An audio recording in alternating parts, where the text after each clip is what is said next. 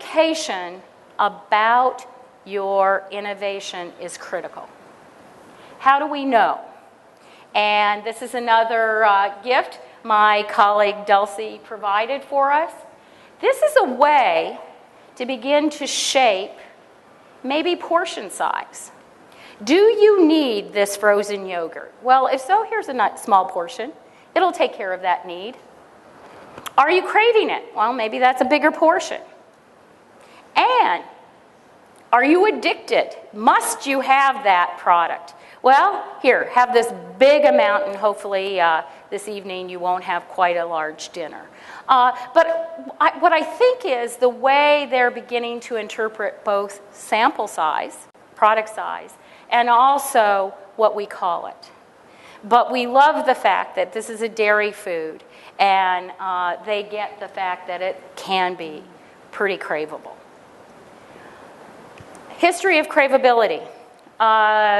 2001, we started talking about craveable.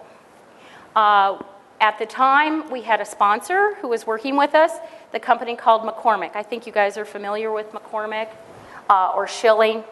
And they proceeded to go out and talk about this data everywhere. And we began to start seeing an elevation in the communication about craving and craveable foods across the food sector. But today, you can find it in the Mexico airport at the yogurt stand. You can also find it directed at sandals, shoes. Men, by the way, crave sports cars way more than women. Women crave sandals way more than men. And nobody craves socks. They just don't. But if you pay attention, you will see that that word shows up everywhere. And so when you create a word and you begin to own it, you have to be aware that you can begin to direct attention to what you're doing. And again, I think that that's been part of the conversation of the New Zealanders beginning to own quite a bit about your dairy. So again, if you begin to embrace this idea that you could own craveable dairy textures, nobody else is doing it right now. When we talk about dairy texture, it has to do with a lot of areas. It's not just what's in your mouth, okay? It is what you see. It is what you hear. It is the language you use. It's also what you don't do. It's the notness of it. But there's also this tremendous need to make sure that you have a story. That narrative that you've already started with Clean Green has to play through. And you have to own those narratives, because that's what really links us culture to culture. And if you believe that we're all born with this desire for texture, and that dairy texture can be probably the most craveable, you begin to see that you've got a huge amount of opportunity in this space for innovation. I want to show you a few stories. Brie. What is it? It's gooey. It's pungent. Okay, it's wine. That's an association. It's also parties. But it's drippy. What does drippy mean? Does that mean it's going to taste fabulous, or is it drippy, or is it the way it's drippy in my mouth? I don't know, but drippy is a part of that brie. And then it's warm, and it's smooth on the tongue, and guess what? They said warm again. So these are comments that as I asked people, well, what about brie? These were the things that they began to mention most often, that they associated with brie.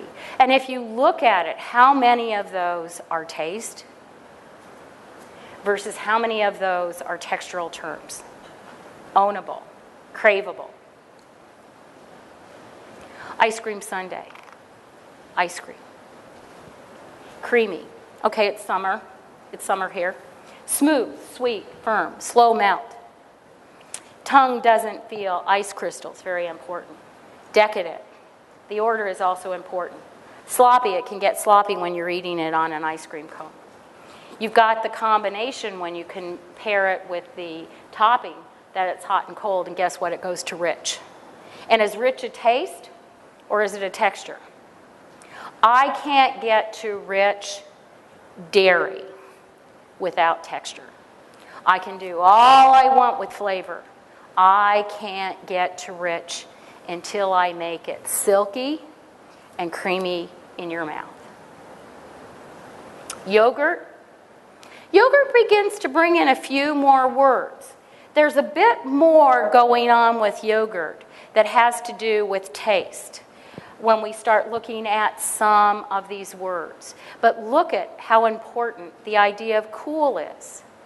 Is cool a trigeminal, or is it part of the texture? It's probably not part of the taste. Creamy comes up a lot.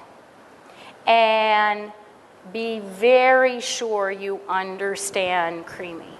It's a very confusing thing for the consumer to talk to you about. In the research that several of us have done, creamy is just essential to the decadence and the indulgence of a yogurt-type product. And it's really about doing that creamy, silky mouthfeel properly. What about chocolate milk, which is now the best exercise product in the world? Well, again, we've got a whole bunch of textural terms, don't we? Let's make sure we deliver on them. And oh, by the way, when you're talking to consumers, everything gets a Y. So it's not, it doesn't have tang, it's tangy. It's slurpy, it's yummy, everything gets a Y. And the more Ys you get, the more excited they are about your products. So be listening and looking for those words and understanding the way people describe the product. We disagree. We think chocolate is a fabulous food. It should not be rejected because it has some of the best attributes of creaminess that you can have. And this is really meant to be kind of a puddingish product. So we do add the chocolate in there. But again, look at all of the textural words and how you can drive somebody to love your dairy food. There's lots of other ones out there. We love them all.